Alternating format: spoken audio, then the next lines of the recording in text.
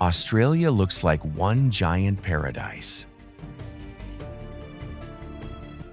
But if that's all you see, you completely miss why most of this country is still empty.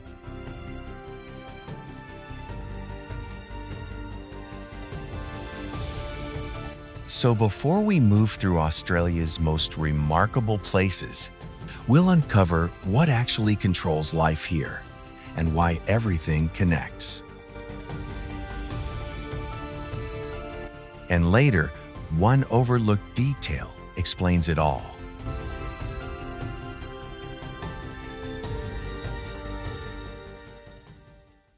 Australia doesn't feel empty by accident.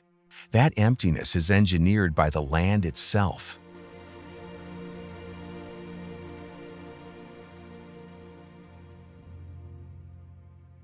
Nearly 70% of Australians live within about 50 kilometers, roughly 30 miles of the coast. Not because they prefer the view, but because the interior quietly pushes back.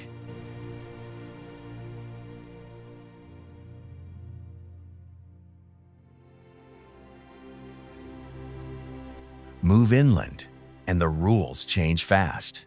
Rainfall drops sharply. Soils thin out. Distances stretch beyond anything most people are used to.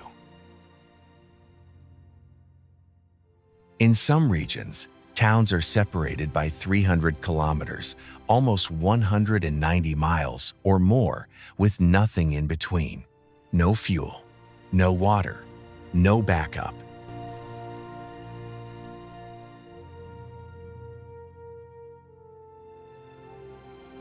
And that's not a historical problem. It's a daily one. Australia is the driest inhabited continent on Earth.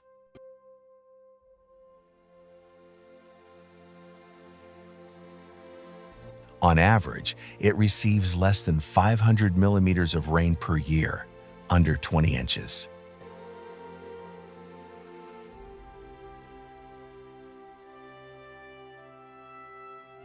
But averages are misleading. Some areas can go years without meaningful rainfall, then receive a year's worth of rain in a single week.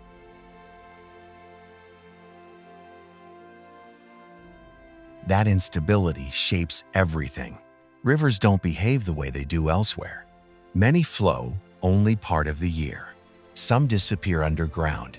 Others end not in the ocean, but in salt lakes that evaporate before they're ever reached. Water here isn't scarce. It's unpredictable. And unpredictability is harder to build around than simple absence.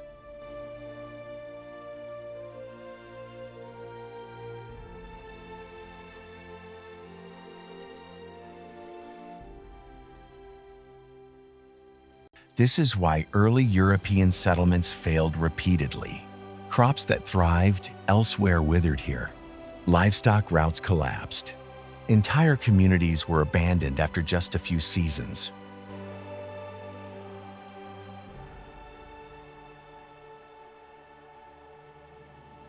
The land didn't care about effort. What did survive were systems adapted over tens of thousands of years.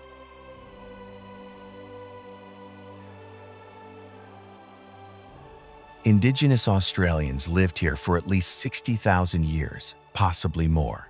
But they didn't fight the land. They read it.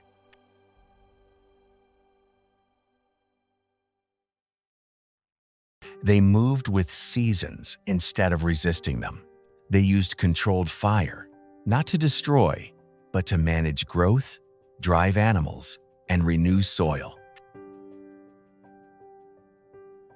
Some landscapes Europeans later called natural were actually carefully maintained over generations.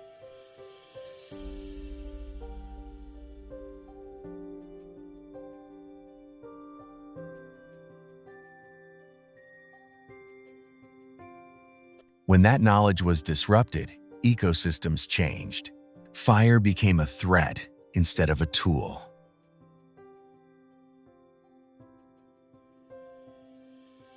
Today, Bushfires can move at speeds exceeding 20 kilometers per hour, about 12 miles per hour under the right conditions.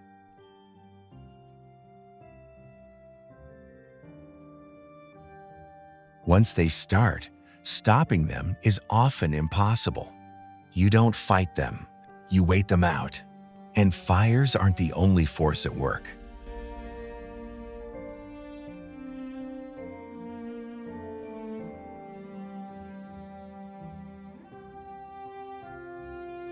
Australia sits on one of the oldest pieces of continental crust on Earth. These rocks are ancient, worn down by hundreds of millions of years of erosion. That's why mountains here tend to be broad and low, rather than sharp and dramatic.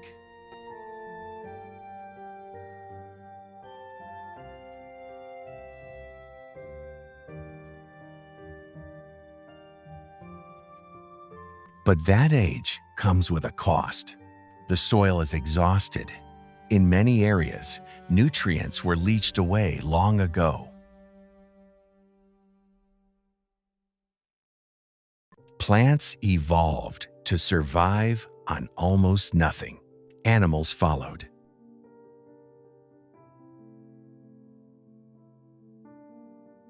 That's why Australian wildlife looks so different. Marsupials dominate not because they're superior, but because they're efficient.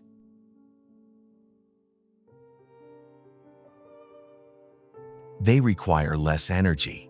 They waste less water.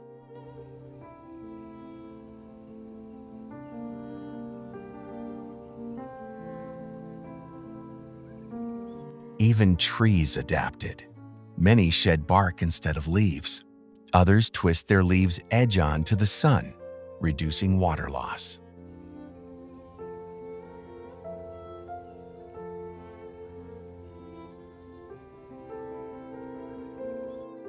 Everything here is optimized for restraint, and that restraint defines scale. Distances in Australia distort perception. What looks close on a map can mean 8 hours of driving, nearly 500 miles, with no services. Phone signal disappears. Roads turn to dust. Mistakes compound quickly.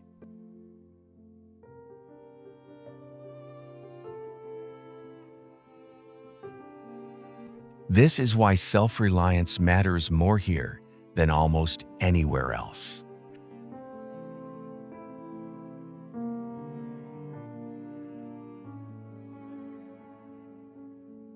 In some remote regions, emergency response times are measured not in minutes, but in hours or even days.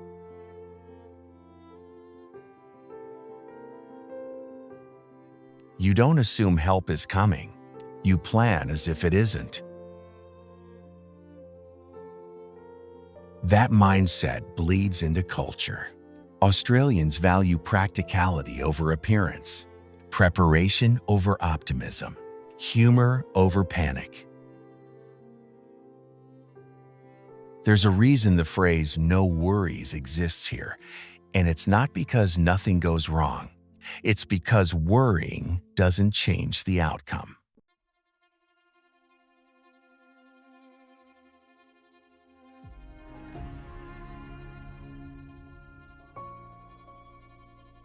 But here's where things get interesting. Despite all of this, the heat, the distance, the instability, Australia still draws people in.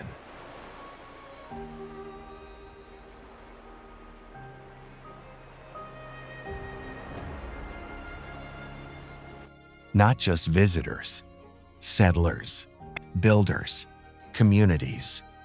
Because once you understand the rules, the land becomes readable. You learn when to move, when to stop, when to wait. And the places that do flourish here aren't random.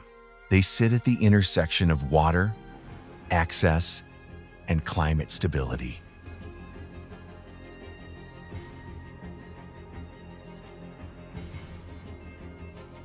Small advantages compound over time. That's why population patterns here look so extreme. Dense clusters along the edges, vast silence in between.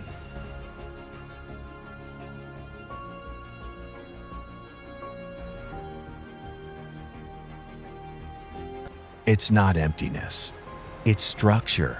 And as we move through Australia's most remarkable places, one by one, you'll start noticing that same invisible logic everywhere.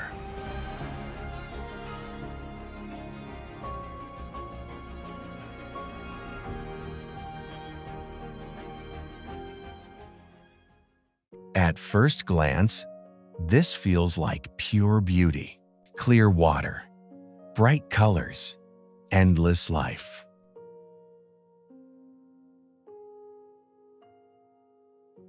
But the Great Barrier Reef isn't just something to look at. It's a system that quietly keeps Northern Australia alive.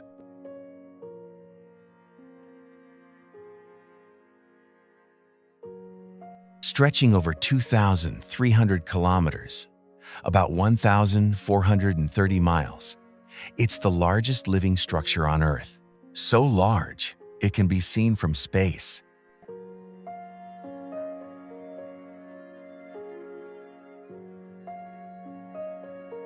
But what matters more is what it does below the surface. The reef acts as a natural breakwater. It absorbs wave energy, protecting the coastline from erosion and storms.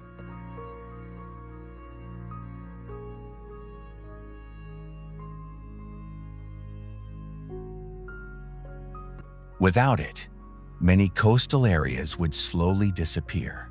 It's also a biological engine.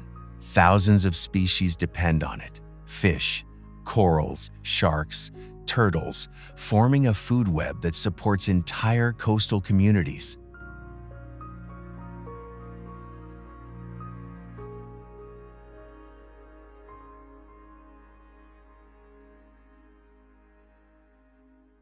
When the reef weakens, fisheries decline. Tourism follows. Local economies feel it almost immediately.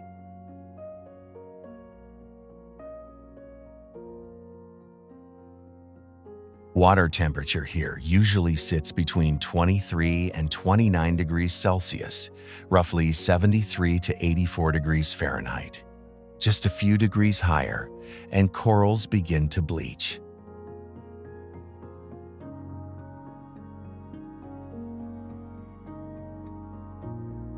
That narrow margin shows how sensitive the balance really is. This isn't a static wonder. It's alive, reactive, and constantly adjusting.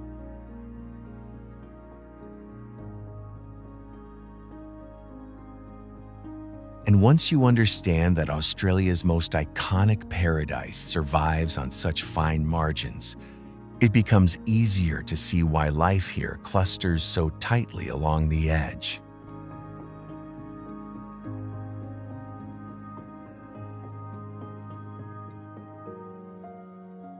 Because just inland, the rules change fast.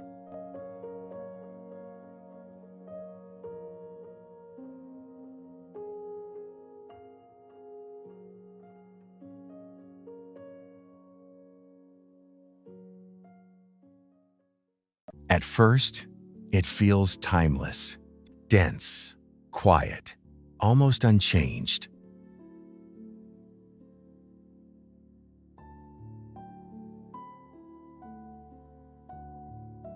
This rainforest is older than the Amazon, estimated at over 180 million years, compared to the Amazon's roughly 55 million. That difference matters. Here, plants didn't evolve to spread fast. They evolved to survive stability.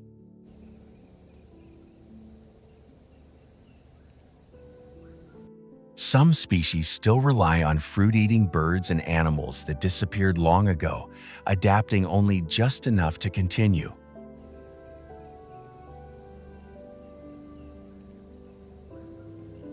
Rainfall can exceed 4,000 millimeters a year, about 160 inches, feeding rivers that swell and shrink without warning. In the wet season, roads flood, movement slows. Nature sets the schedule.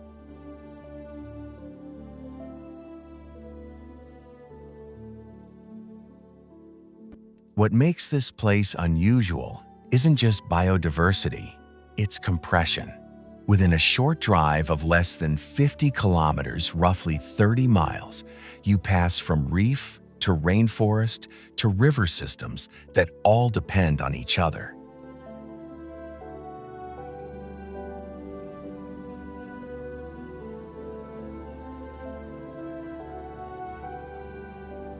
That connection explains why disruption here travels fast. Clear one area, and the effects ripple outward.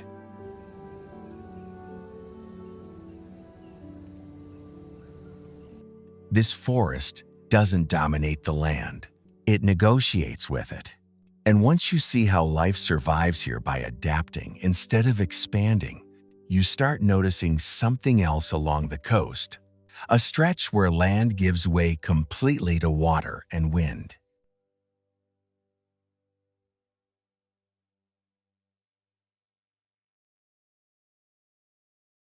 From above, everything looks calm. Scattered islands, pale sand, shallow water.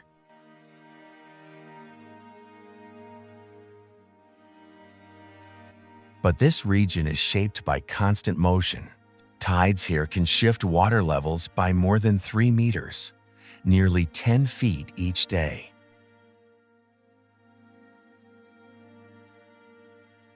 Sandbanks appear and vanish.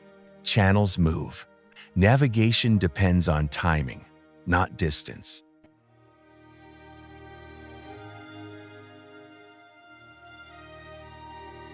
The sand itself is unusual.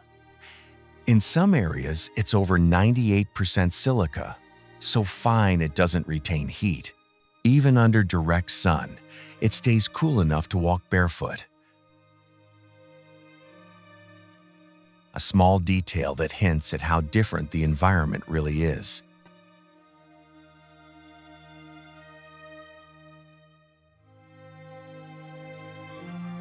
These islands don't support large freshwater reserves. Most vegetation survives on rainfall alone. Human presence remains temporary by necessity.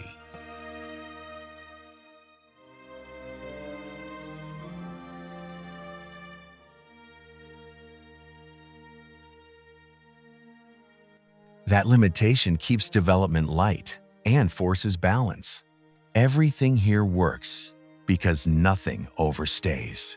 And when you follow that idea far enough, it leads to a coastline where sand stops being an island feature and becomes the entire foundation.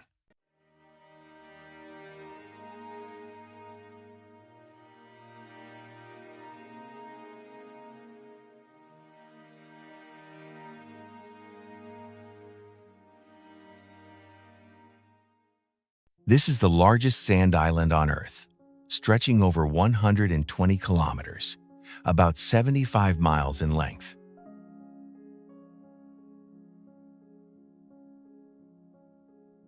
Which raises an obvious question. How does anything survive on sand? The answer lies beneath the surface. Organic material slowly built up over thousands of years, creating pockets of soil just deep enough to support forests.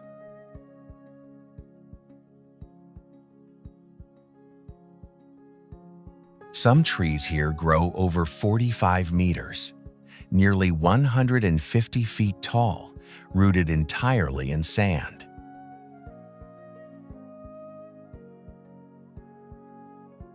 Freshwater lakes form naturally as rain filters downward, trapped by compacted layers below. The water becomes so pure that sunscreen isn't allowed in some areas to prevent contamination.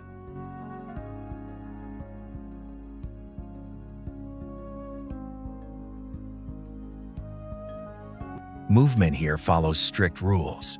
Standard vehicles fail. Only modified transport works, and even then, tides decide when travel is possible.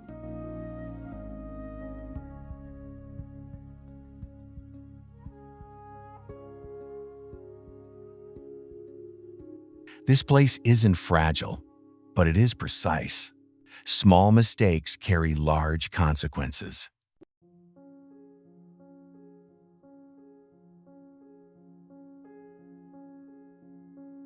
And once you understand how life persists on something so unstable, the contrast ahead becomes impossible to ignore, where sand gives way to glass towers, crowds, and a very different relationship with the coast.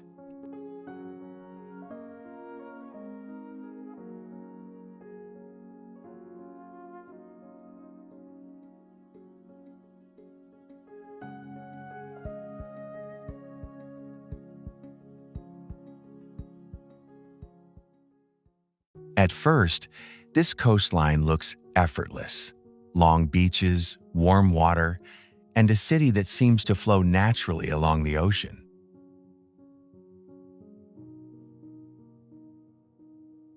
But the Gold Coast works only because it is constantly managed. This area was never meant to hold a large population without intervention. Much of the land behind the shoreline was originally swamp and floodplain. To make settlement possible, engineers created an extensive canal system that now stretches more than 400 kilometers, roughly 250 miles.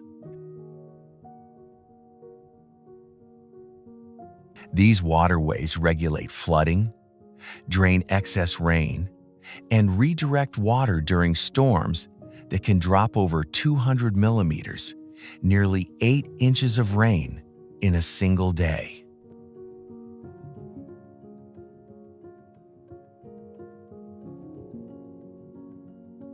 The ocean presents a different challenge.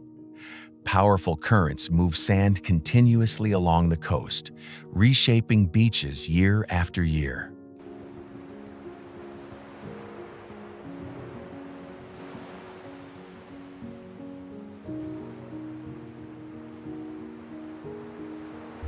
To prevent erosion, sand is regularly pumped back onto the shore, carefully maintaining the shape of the coastline.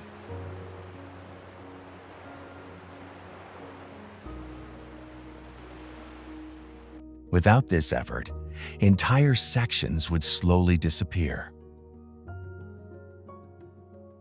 This is a place that survives through constant adjustment rather than natural stability. Every beach, every canal, every barrier exists because someone planned it that way.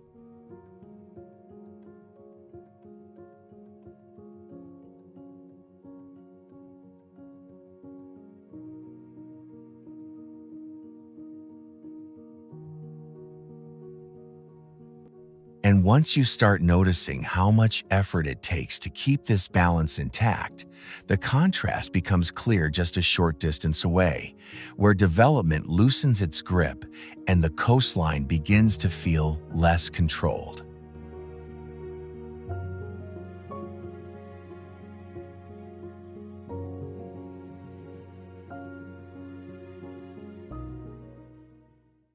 Here, the relationship with the ocean feels noticeably different.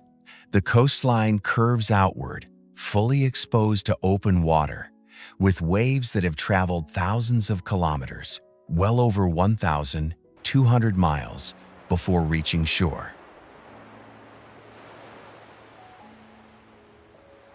That exposure shapes both the land and the mindset of the people who live here.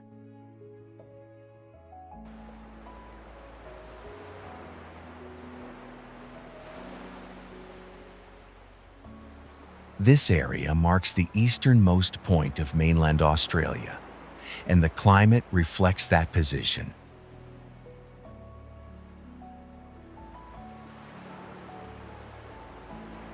Warm systems from the north occasionally reach this far south, while cooler fronts still move up from below.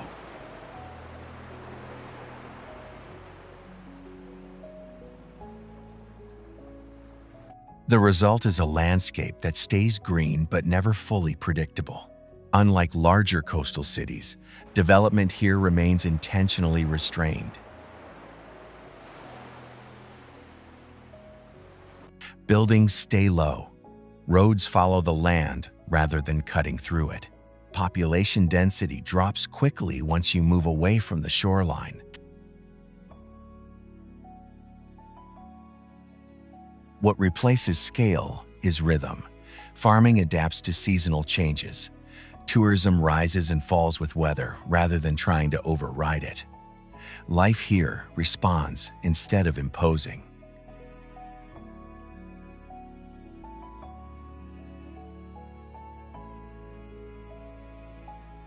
That adaptive balance feels calm on the surface, but it's fragile. Move just a little farther inland, and the environment tightens its rules. Temperatures shift, moisture drops, and the terrain begins to rise, changing how both people and weather move through the landscape.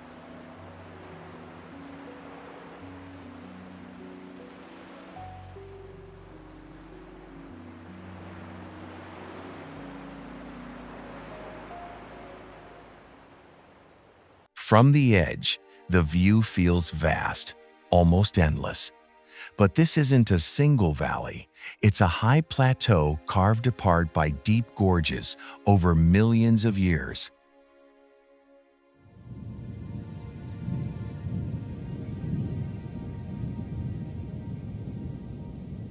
The land rises more than 1,000 meters, about 3,300 feet above sea level, enough to reshape climate patterns across the region.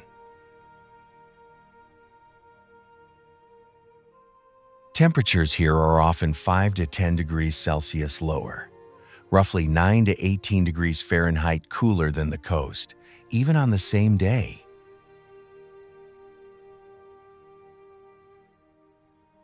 Moist air slows as it climbs, forming fog and cloud that can settle for hours.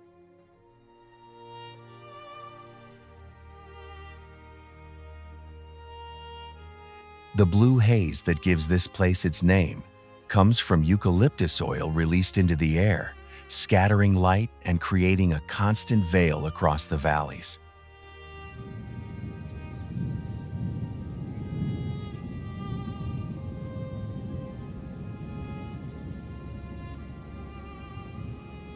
Historically, this terrain acted as a barrier. Early routes inland were limited, slow, and risky. Even today, distance matters less than terrain. Short drives take far longer than expected.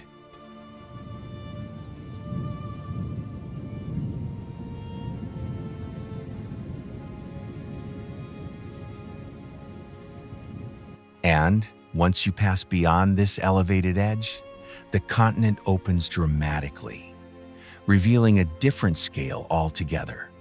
Quieter, drier, and governed by forces that no longer negotiate.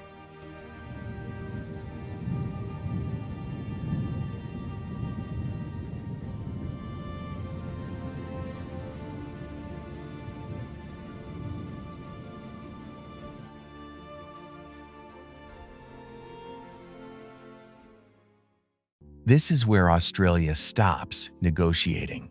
Distance here isn't measured by kilometers alone, but by isolation.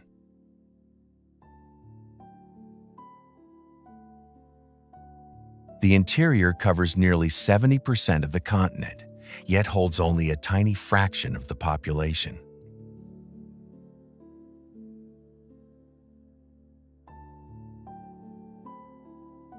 In some regions, settlements are separated by 300 to 500 kilometers, roughly 190 to 310 miles of open land.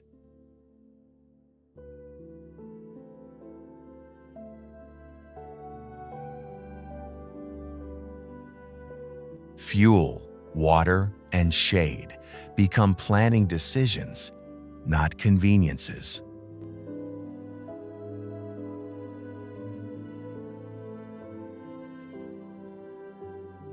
Rainfall is unreliable. Many areas receive less than 250 millimeters a year, under 10 inches.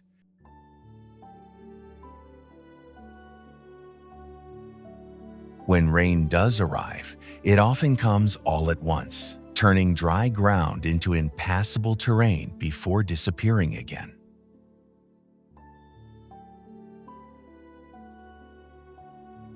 Rivers may flow strongly for weeks, then vanish for months. Temperatures regularly exceed 40 degrees Celsius, about 104 degrees Fahrenheit in summer.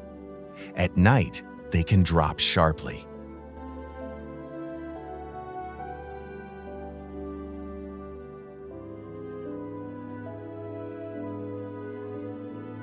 Survival depends on preparation, not strength.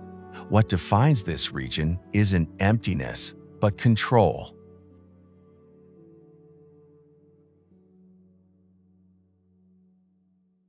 The land dictates speed, movement, and limits.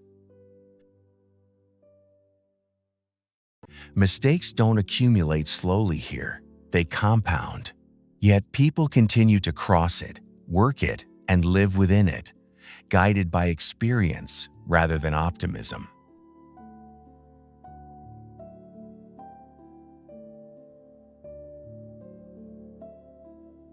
Roads follow logic, not convenience. Communities form where water appears, even briefly. And at the heart of this vast interior, the land begins to rise. Not dramatically, but with a presence that shifts everything around it.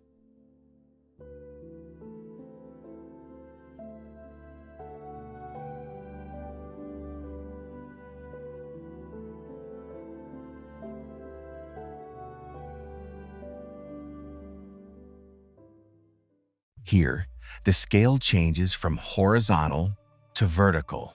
The land doesn't stretch endlessly, it concentrates.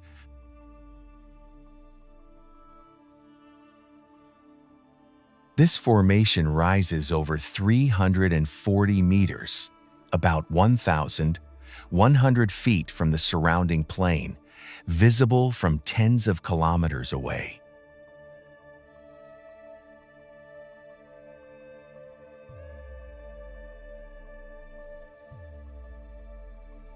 What matters isn't the height, but the isolation.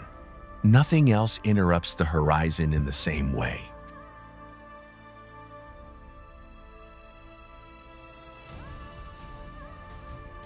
Temperatures here mirror the extremes of the interior. Summer days often pass 38 degrees Celsius, 100 degrees Fahrenheit, while nights cool quickly.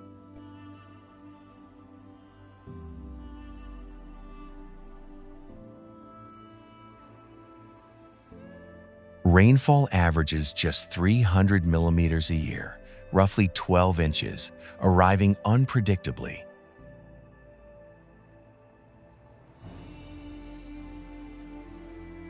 Water collects briefly in shallow channels, then disappears.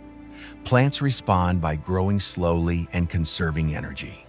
Animals move with time rather than territory.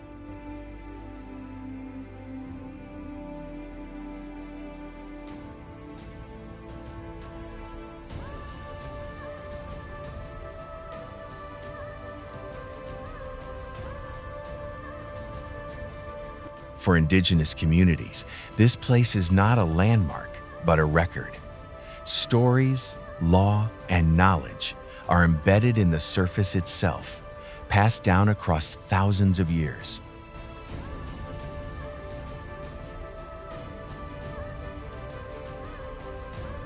The landscape isn't symbolic, it's instructional.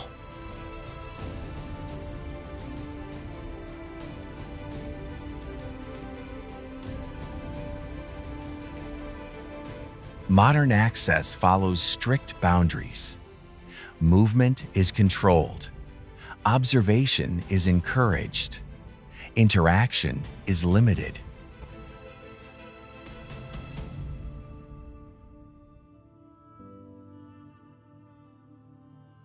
And once you leave this concentrated core behind, the environment shifts again, trading stone and silence for wetlands, rivers, and a rhythm set by seasons rather than scarcity.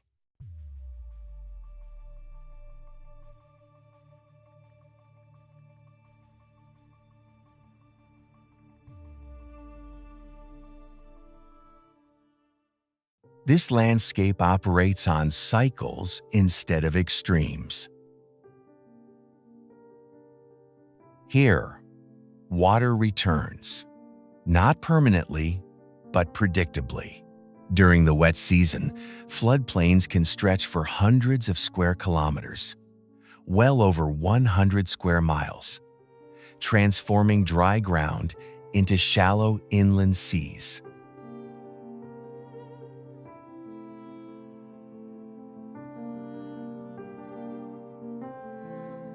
In the dry season, those waters retreat, leaving fertile plains behind.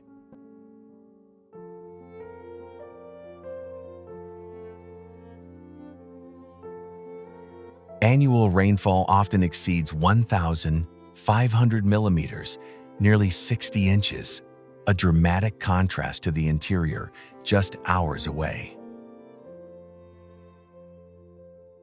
Rivers expand, then contract, shaping ecosystems that depend on timing rather than permanence.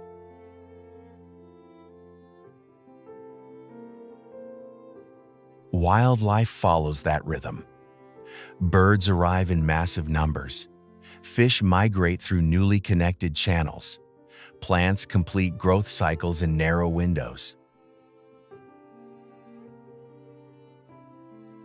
Human presence adapts as well. Indigenous land management here is seasonal, guided by subtle environmental signals rather than calendar months.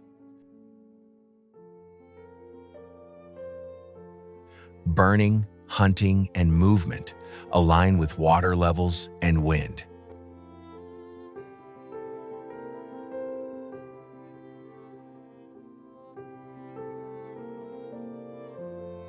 This place shows a different version of control, not resistance, but cooperation.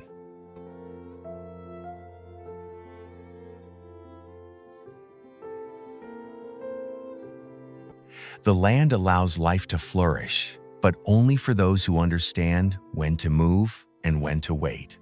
And as this journey continues westward, those seasonal patterns give way once again into terrain shaped by time, erosion, and some of the oldest rock formations on Earth.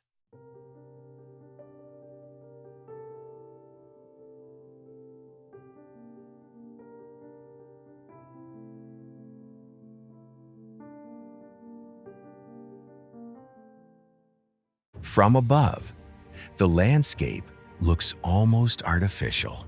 Hundreds of striped domes rise from the plain, shaped by layers of sandstone laid down more than 350 million years ago.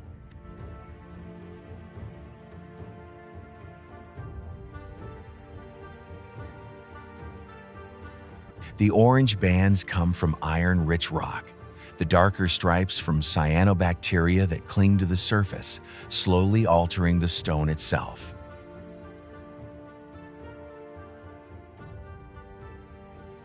These formations stand only 250 meters, about 820 feet high, but their isolation amplifies their presence. Surrounding terrain offers no distraction. What you see is all there is.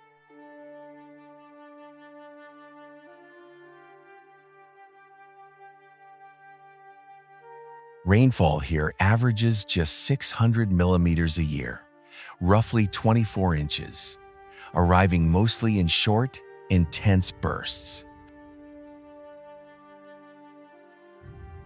Water carves narrow gorges between the domes, briefly transforming dry channels into flowing corridors before disappearing again.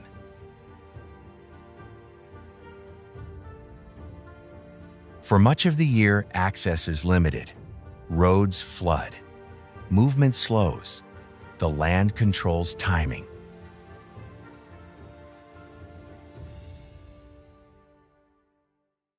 For Indigenous communities, this area holds deep cultural significance, with stories tied directly to the shapes and pathways carved into the rock. The formations aren't abstract, they're read like a map. And when you leave this isolated stone world behind, the terrain softens.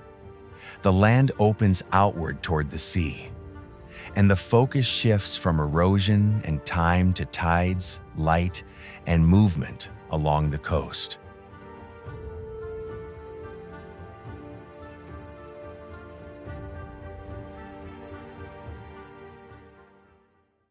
Here, the continent finally meets the Indian Ocean. The transition is immediate.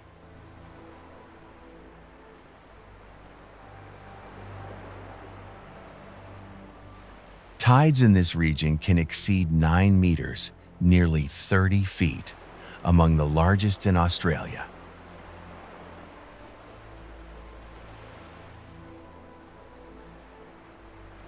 Entire stretches of coastline appear and vanish twice a day. Boats rest on dry sand, then float hours later in deep water. That rhythm shaped everything. Early industries depended on timing rather than force, most notably pearl diving, which once drew workers from across Asia and the Pacific.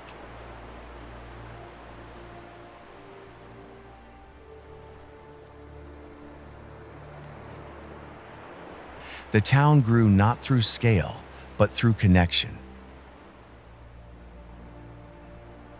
Heat dominates daily life. Temperatures regularly climb above 35 degrees Celsius, about 95 degrees Fahrenheit, and humidity lingers even after sunset.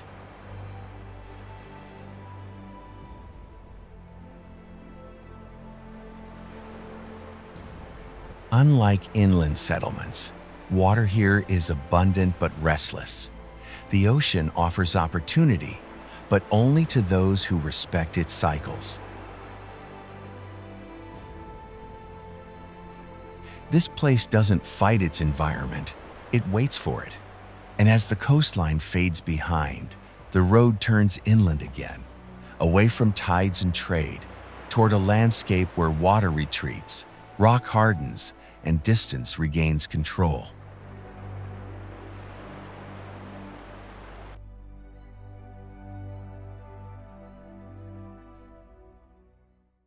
At first, the land feels empty.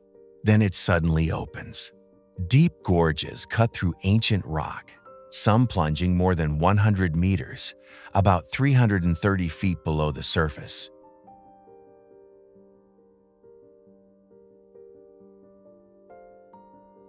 These formations expose layers of Earth that date back over 2.5 billion years, making them among the oldest visible rocks on the planet.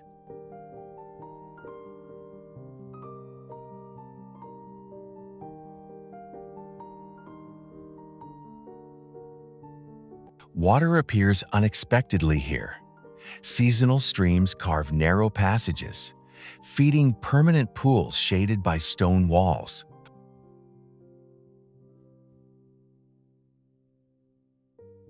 In summer, air temperatures can exceed 40 degrees Celsius, about 104 degrees Fahrenheit.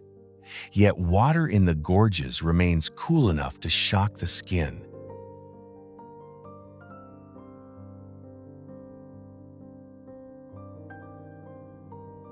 Movement becomes vertical. Descents are slow. Steps matter. Mistakes carry weight. Nothing here invites speed. Everything demands attention.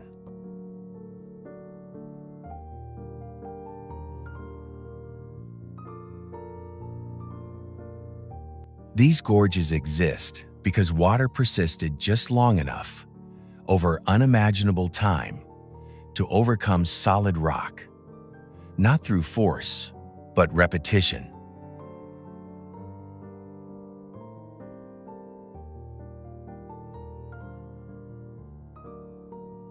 That same pattern defines much of Australia's interior, change driven by patience rather than pressure.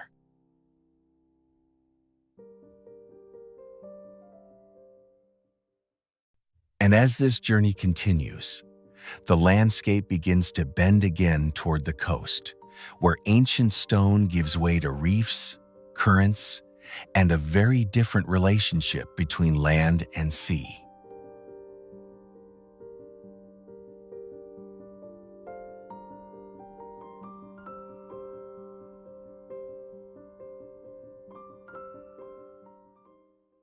At first, this coastline feels unusually accessible.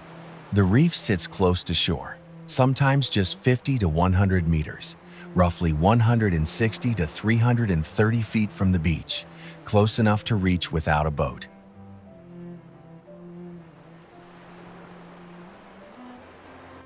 That proximity changes everything. Unlike offshore reef systems, this one interacts directly with land. Nutrients wash in. Tides move quickly.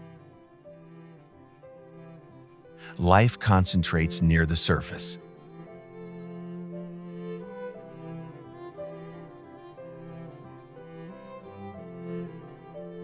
Large marine species pass through with surprising regularity, following seasonal currents rather than fixed routes.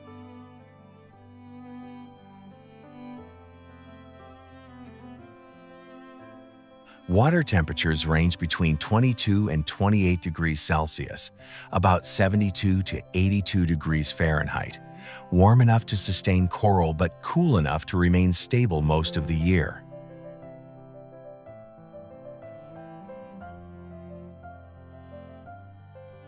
That balance keeps bleaching events less frequent than in many other reef systems.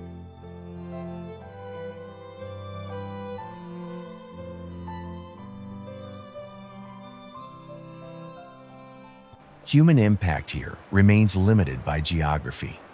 There are few large towns, long distances between services, and strict access controls.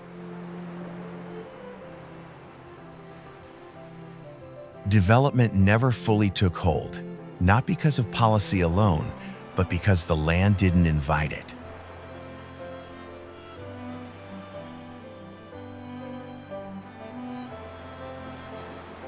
This coast shows what happens when proximity replaces scale. The ocean feels reachable, but never predictable.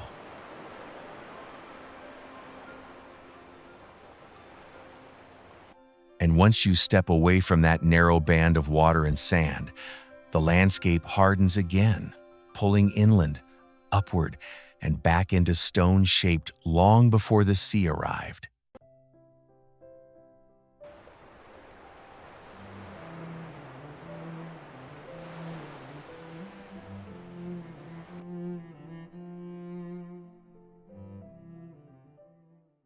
These mountains don't rise sharply. They unfold. The ranges stretch for more than 400 kilometers, about 250 miles formed from sediment laid down over 600 million years ago.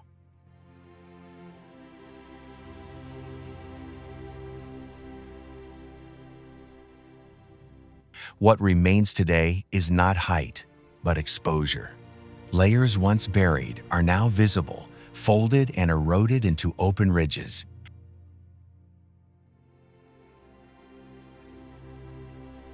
Rainfall here is scarce, averaging around 250 to 300 millimeters per year, roughly 10 to 12 inches.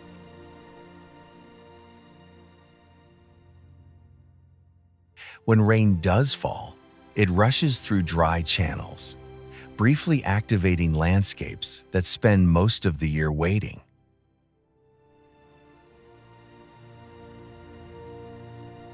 Vegetation reflects that rhythm. Growth is slow. Roots run deep. Animals move opportunistically, responding to water rather than territory.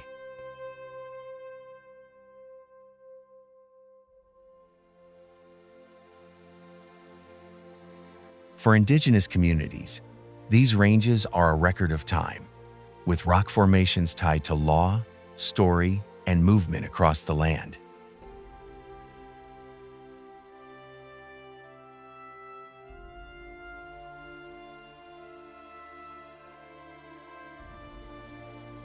The terrain isn't a backdrop, it's a guide. What makes this place significant isn't isolation alone, but clarity.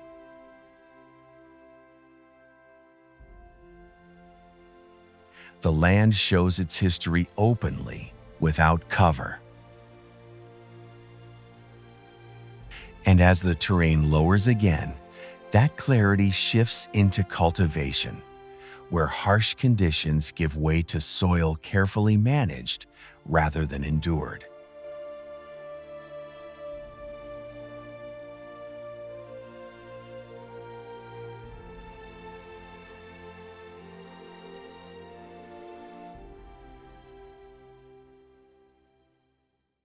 This landscape feels controlled in a different way, not resisted, refined.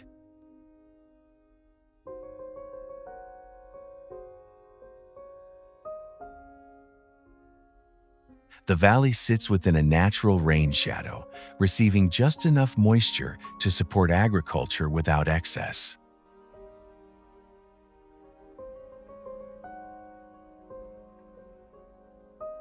Soils vary over short distances. Clay holds moisture.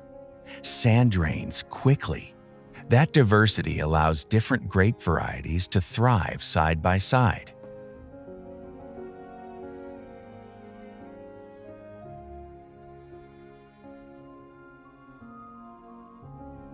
Some planted more than 150 years ago, among the oldest continuously producing vines on Earth.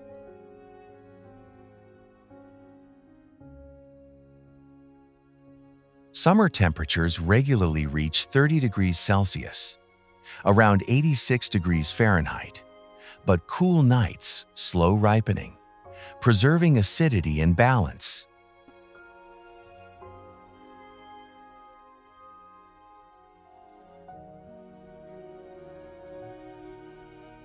Human presence is deliberate. Towns remain small. Fields follow contours. Expansion is cautious.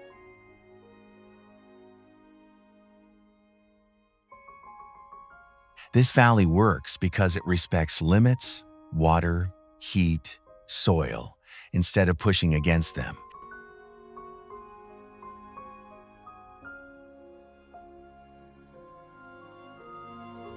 And once you leave this carefully tuned environment behind, the journey continues toward places where boundaries loosen again, where land meets ocean with force, and balance must be renegotiated once more.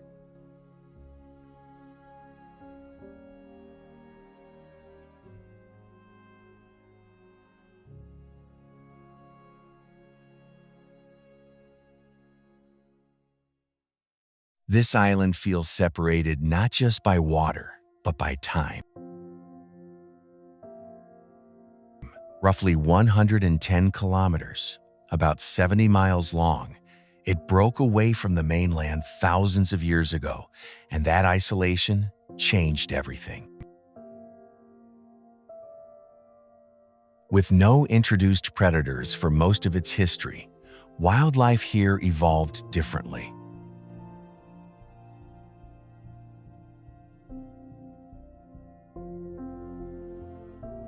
Populations remained dense, behavior stayed natural, and ecosystems balanced themselves without constant interference.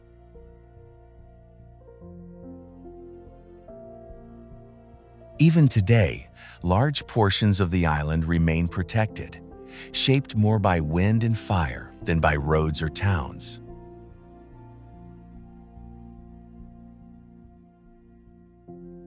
Weather is the main architect. Strong Southern Ocean swells hit the coastline directly, carving cliffs and collapsing weaker rock.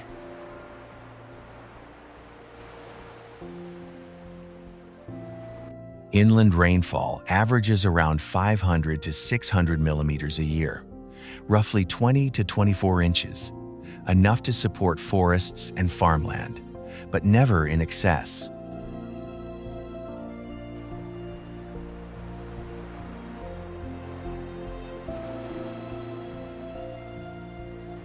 Fires play a defining role. When they come, they move fast. Recovery follows a familiar pattern, with native vegetation adapted to regenerate rather than resist.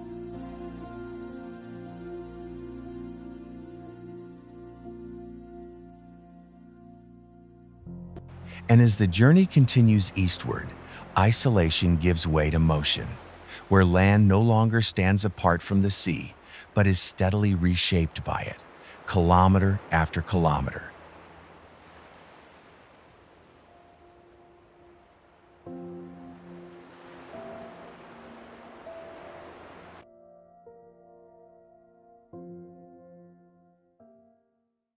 Here, the coastline becomes a process rather than a place.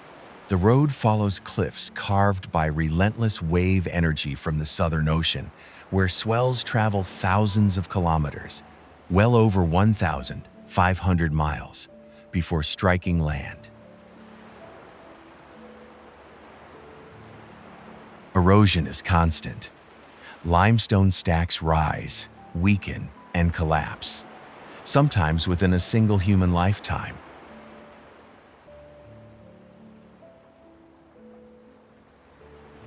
What looks permanent today may not exist tomorrow.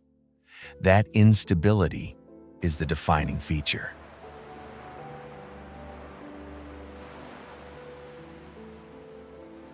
Cliffs here reach heights of up to 60 meters, nearly 200 feet, exposed directly to storms that arrive without obstruction.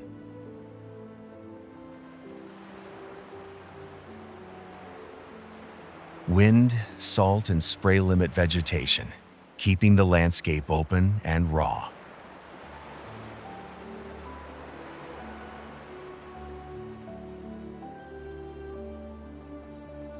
This route wasn't built to conquer the coast. It was carved into it, slowly, acknowledging that the land dictates terms.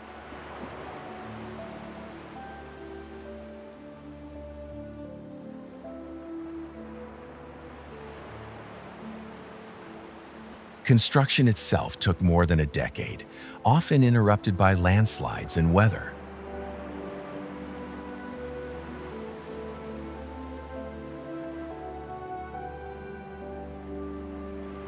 Driving this stretch compresses time. Distances are short, but progress is slow. The road curves constantly, forcing attention outward rather than forward.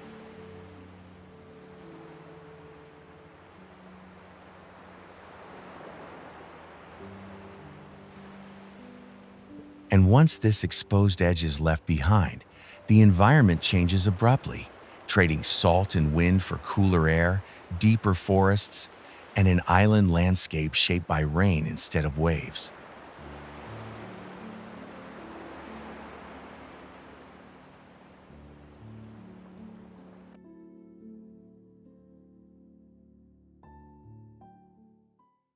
Crossing to this island feels like stepping into a different climate system.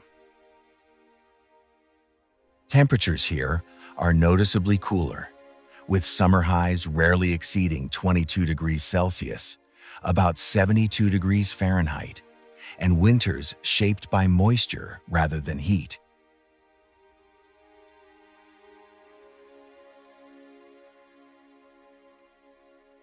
Rainfall varies dramatically. Western regions receive over 2,500 millimeters a year, nearly 100 inches, while eastern areas remain far drier.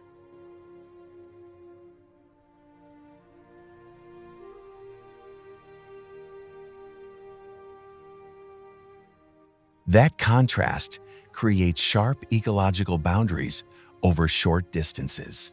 Mountain ranges funnel weather systems inward. Rivers run year-round. Soil stays young compared to the mainland, replenished by constant erosion rather than exhausted by age.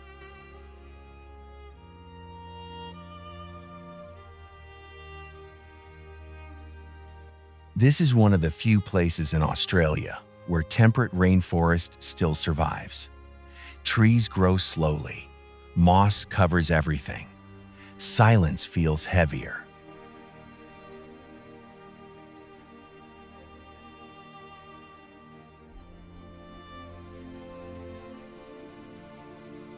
Human presence remains limited by terrain. Roads twist. Travel times stretch. Large-scale agriculture never fully took hold outside select valleys.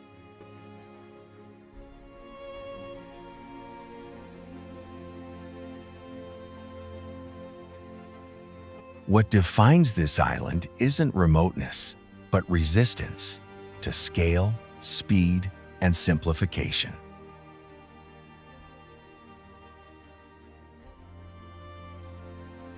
And as the journey continues northward again, the climate softens, the land flattens, and cities begin to appear shaped, not by isolation or erosion, but by access, movement, and connection.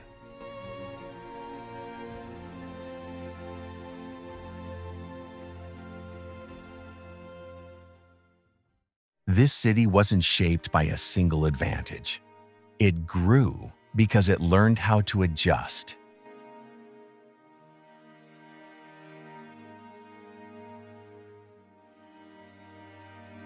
Its layout spreads wide rather than rising high, shaped by flat terrain and a temperate climate that rarely reaches extremes.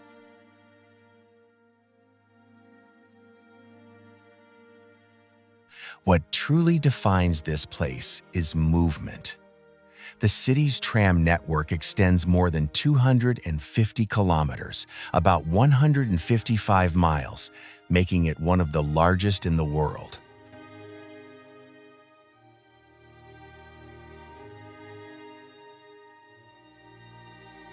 Streets were designed for flow, not speed, which explains why walking remains central to daily life.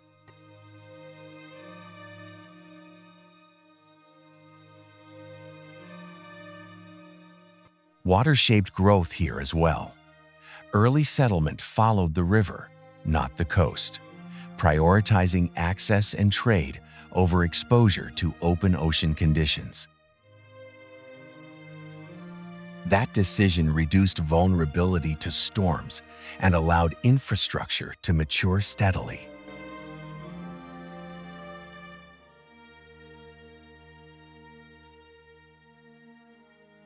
Culturally, this city developed inward rather than outward. Neighborhoods became distinct, self-contained, and walkable.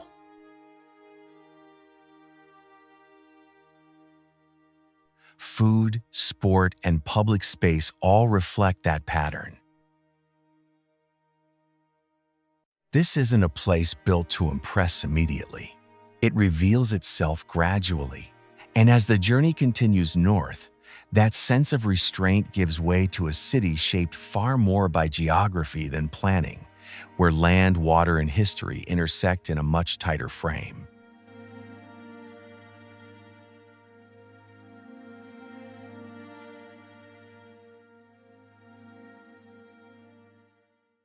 Here, geography leads and development follows. A deeply carved harbor splits the landscape into natural compartments, forcing growth around water rather than across it.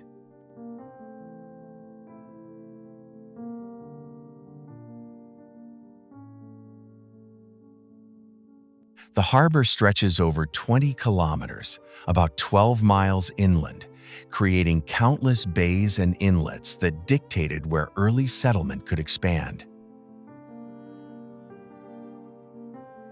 Bridges and ferries became necessities, not luxuries.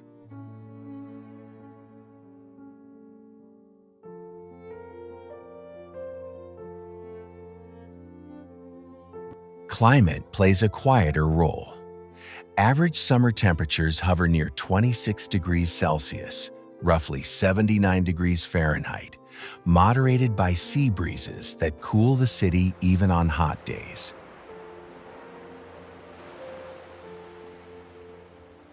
That balance made outdoor life central rather than seasonal. This is a place where beauty is structural, not decorative. And as the coastline falls away and the terrain opens slightly, attention shifts from commerce and access to something else entirely.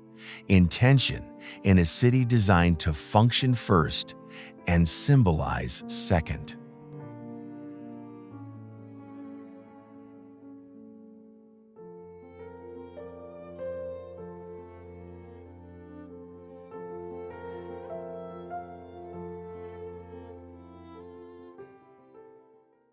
This city wasn't discovered. It was chosen. Positioned inland to avoid coastal rivalry, it was planned from the start, with geometry replacing organic growth. Broad avenues align with surrounding hills. Sightlines were calculated. Space was preserved deliberately.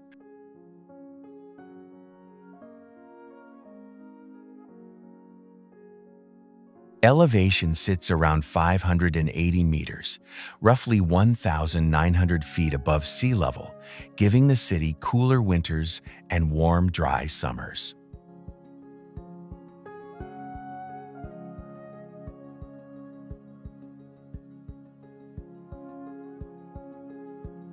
Temperatures swing more sharply here, reinforcing seasonal rhythm rather than coastal consistency.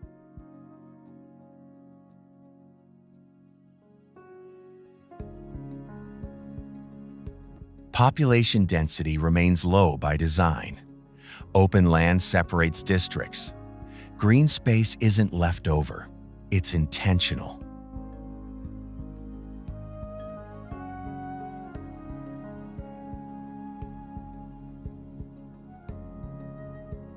And as the journey moves on, urban planning gives way again to adaptation, towards cities shaped less by intention and more by trade, distance, and the pull of the western edge.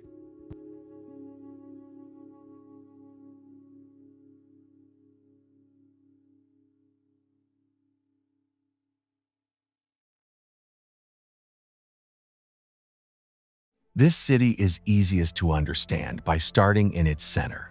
Right in the heart of town, the main market has been operating on the same site for more than 150 years. It's loud, crowded, and practical. Local produce, baked goods, seafood. This isn't a tourist add-on. People actually shop here. Just a short walk away, wide parklands completely surround the city center. No highways cutting through, no concrete barrier. You can walk from downtown into open green space in minutes, and that layout changes how the city feels.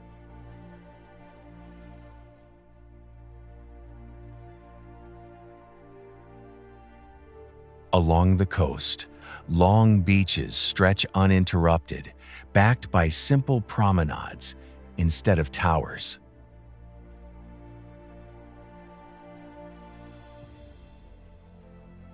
What makes this place interesting is how quickly the surroundings take over. Within less than 30 kilometers, about 18 miles, vineyards appear.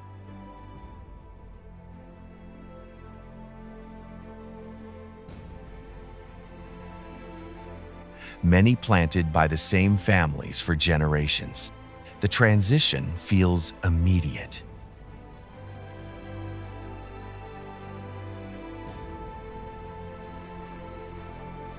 And as the journey continues west, closeness gives way to something very different. A city defined not by what's nearby, but by how far everything else is.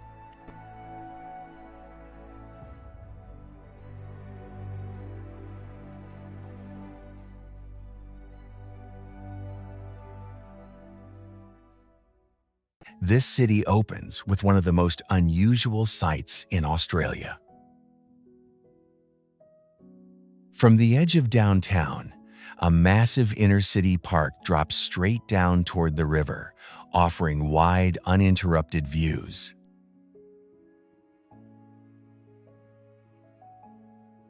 Following the river, long walking paths and bridges connect the center to waterfront districts, marinas, and beaches.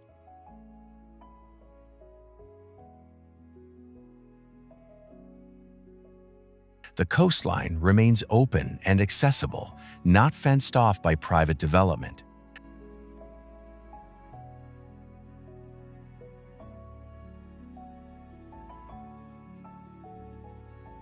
Further south, historic port areas reveal how this city grew outward toward the Indian Ocean rather than inward toward the continent. Trade routes here face west, linking directly to Asia and Africa.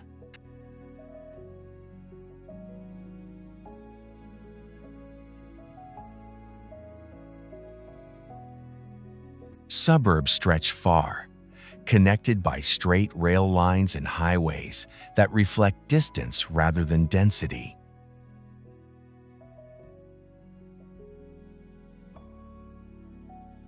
And when the journey turns back east, that openness tightens toward a city shaped by curves, crossings, and constant movement along water.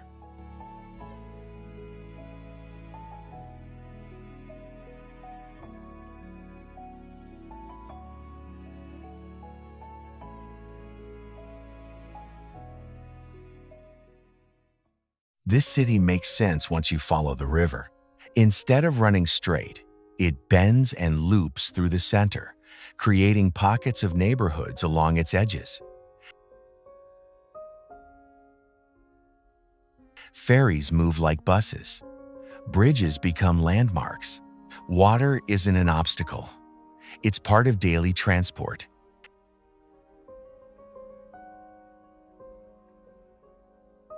Right near the center, public spaces blend into cultural landmarks.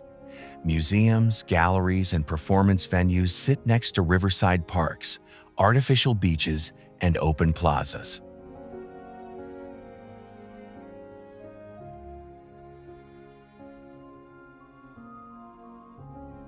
Climb higher, and lookouts reveal how quickly the city fades into green.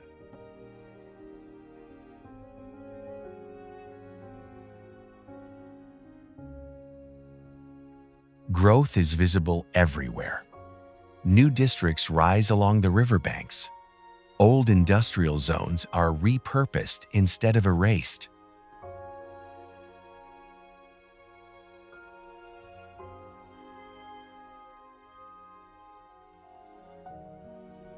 What makes this place compelling isn't a single landmark. It's how movement never stops. This is a city still forming, not chaotic, but alive.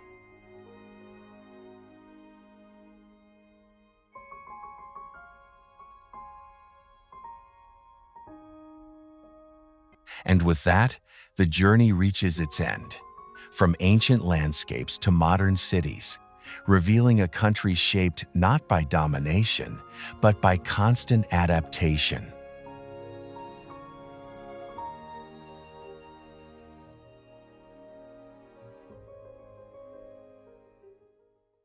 Australia isn't defined by one landscape or one city. It's shaped by limits, where water appears, where it disappears, and how people learn to move between those two states.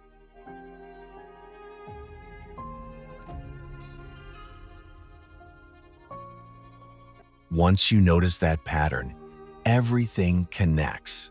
The reefs, the deserts, the cities. And suddenly, this country doesn't feel empty anymore. It feels intentional.